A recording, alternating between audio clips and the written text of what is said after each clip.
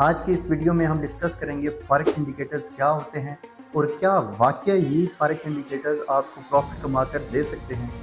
अगर आप forex market में ट्रेड करते हो तो आपने मुख्तलिफ अकाउंट्स पर एडवर्टाइजमेंट देखी होगी कि लोग इंडिकेटर्स सेल कर रहे होते हैं। बस वो कह रहे होते हैं कि बस ये इंडिकेटर दे दें, इसकी एक्यूरेसी मोर देन 90% है, मोर देन 95% है, और कुछ लोग तो क्लेम करते हैं कि इसकी एक्यूरेसी 100% है।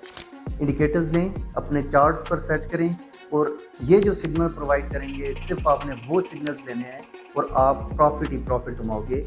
लेकिन असल बात तो ये है कि सब कुछ एक झूठ है, एक फ्रेब है। इंडिकेटर्स को इस्तेमाल करके आप तब तक प्रॉफिटेबल नहीं हो सकते जब तक आपका एक क्लियर माइंडसेट ना बना हो, जब तक आप एक ट्रेडिंग प्लान को इसके साथ साथ एग्जीक्यूट ना करें।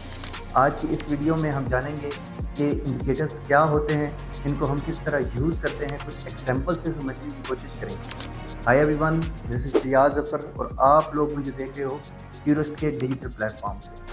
अब समझते हैं कि फॉरेक्स इंडिकेटर्स क्या होते हैं। ये एक टूल होते हैं जो बेसिकली मार्केट की प्राइस मूवमेंट को एनालाइज करने के लिए इस्तेमाल किए जाते हैं। हम इससे मार्केट का स्ट्रक्चर भी जानते हैं कि स्ट्रक्चर मार्केट में क्या चल रहा है और फर्दर प्राइस किस साइड पर मूव कर सकती है, ये हमें इंडिकेशंस प्रोवाइड करते हैं। लेकिन हर बार ये कंफर्म नहीं है कि ये इंडिकेटर जो भी आपको इंडिकेशन या जो भी सिग्नल्स देंगे वो 100% सिक्योर होगा। मार्केट अनप्रेडिक्टेबल होती है क्योंकि मार्केट कभी भी एक फार्मूले पर नहीं चलती। हमेशा मार्केट में मार्केट के जो सेंटिमेंट्स हैं वो चेंज होते रहते हैं। इसी तरह ये इंडिकेटर्स हमें कई बार गलत ट्रैप में भी फंसाते हैं, जिसकी वजह से हमें सीरीज़ ऑफ लॉसेस का भी सामना करना पड़ता है। अब हम कुछ इंडिकेटर्स की एग्जांपल्स लेते हैं, जैसे मूविंग एवरेज है। अब मूविंग एवरेज हमें बेसिकली प्राइस की एवरेज वैल्यू दिखाता है। ये इंडिकेट करता है कि ट्रेंड किस साइड का है।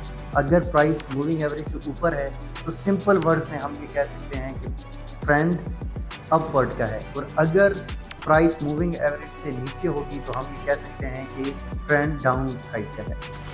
अब असल चीज़ समझने वाली ये है कि इसमें इतने ज़्यादा फेक सिग्नल्स बनते हैं कि प्राइस की मूवमेंट को जज करना बहुत ही ज़्यादा मुश्किल हो जाता है।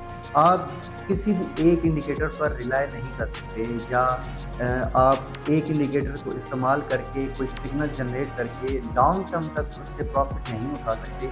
शॉर्ट टर्म में तो हो सकता है कि उस इंडिकेटर्स का गुड पैच चल रहा हो और आप प्रॉफिट कमाओ, लेकिन लॉन्ग टर्म कोई भी इंडिकेटर नहीं चल सकता। इसी तरह एक और इंडिकेटर है जिसको RSI कहते हैं।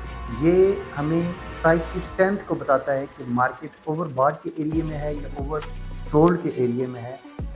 जैसे हम लेवल सेट करते हैं 70 का और 30 का, एक एग्जांपल के तौर पर मैं समझाने की कोशिश करता हूँ कि मार्केट जब भी 70 के एरिया से ऊपर होगी तो हम ये सोचते हैं कि मार्केट ओवरबॉट है और इधर से गिर सकती है। इसी तरह जब मार्केट 30 से नीचे होगी या उसे टच करेगी तो हम कहते हैं कि मार्केट ओवर सोल्ड में है, इससे इधर से बाय कर सकती है। लेकिन दिक्कत तब आती है जब मार्केट में हाई वोलेटिलिटी होती है, तो तब ये वाले एरियाज़ भी मार्केट प्रेफर नहीं करती। मार्केट ओवरबॉट होने के बावजूद भी बाय साइड बढ़ जाती है और एक ट्रैप देती है जिससे ट्रेडर्स को नुकसान होता है इस एक इंडिकेटर को यूज़ करते हुए।